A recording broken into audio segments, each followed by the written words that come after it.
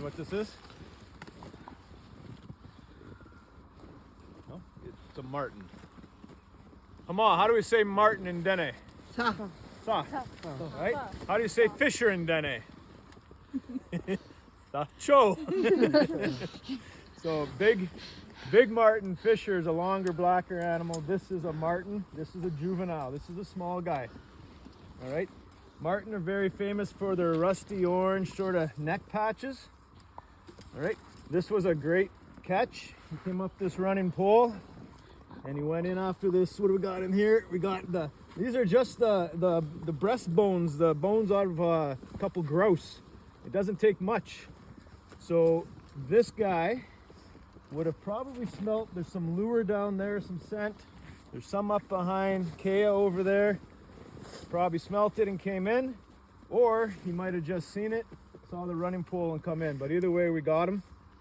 This is a young one. It's nice. The juveniles, this time of year, they're really on the move. They're searching out new territory. And what a lot of people don't realize is a lot of marten, a lot of animals in general, fox, lynx, they will starve throughout the winter. This guy is very skinny. All right, so a lot of animals do starve throughout the winter. Came across a starving fox last year, starving lynx, and they die and become part of the food chain. So humans for the longest time have been a part of that food chain, right?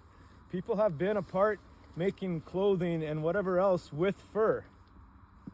And if you manage your trap line properly and not over harvest, the animals will continue to be there. You're working with the animal population, part of it. So we got a juvenile, that's what we're targeting the most. You can't tell exactly what's gonna go into these traps, but when you see a juvenile, that's great. Marten are easily over-trapped, so we do not wanna catch the big females. We prefer not to catch the adult males, but we'll take them. The juveniles is what we're really targeting, and that's what we got. It's not a super dark one. What they're looking for at auction for sale is the darker the marten is usually the better and the bigger. But this guy, I don't know if this guy would have made the winter. And the juvenile we got 3 days ago, he was even skinnier than this. He was already starving. It's only November and the animals are already hungry. There's not a lot of trappers left, guys. There's only a few of us out here, right? So we're actually, in my belief, being a part of the ecosystem and working with it. We're not going to over trap.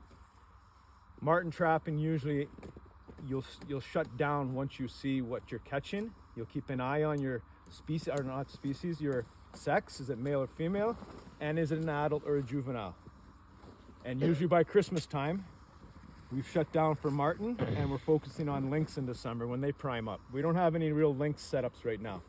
No leg holds, no snares, very few 330 conibears, because we're not targeting that species right now until they prime up. Okay, so we're gonna take this guy off. Actually, you know what? We might be able to get this guy out. We'll see here. So who's got the setters? Come around this side, Raquel. Look at the pee on the ground. You can see where he peed underneath there. Let me see him for a second. Hold the animal. I'll let you do the other side. This one's just a little tricky to get in there if I can. Okay, so we're not gonna get this animal out, I don't think, without damaging him. You see how it's frozen into him? Mm-hmm. We don't want to take this animal out. We'll thaw him in the trap so we don't wreck the fur. So hold that again.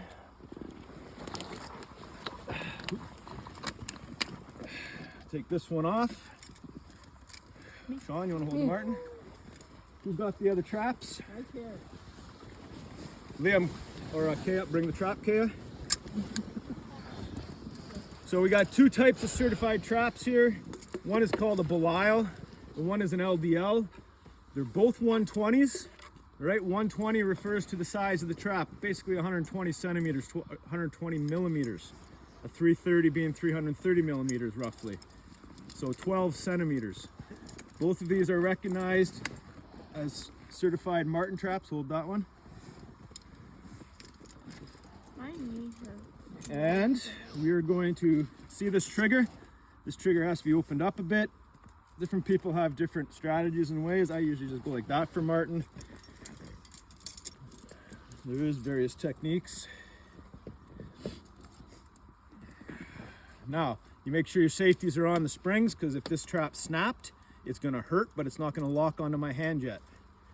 If this was a 330, we wouldn't be doing this with you guys without, or even by myself, I wouldn't do it without a different safety that goes on top. We'll show you that later in the day. Goes in. This goes onto the nail. We've got the hatchet. Can you hold this trap so that it doesn't fall out? Go ahead, Junior, you can pound that nail up. Pound that nail up so if the animal gets caught, he doesn't fall off there. Perfect. Somebody want to grab those spruce branches down there for me? So when you're putting the spruce branches in, you have to be super careful you don't trigger the trap. That's good. That's good.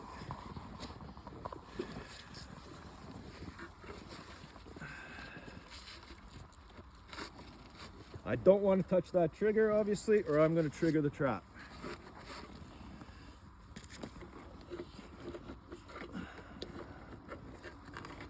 That's pretty good. It's tight.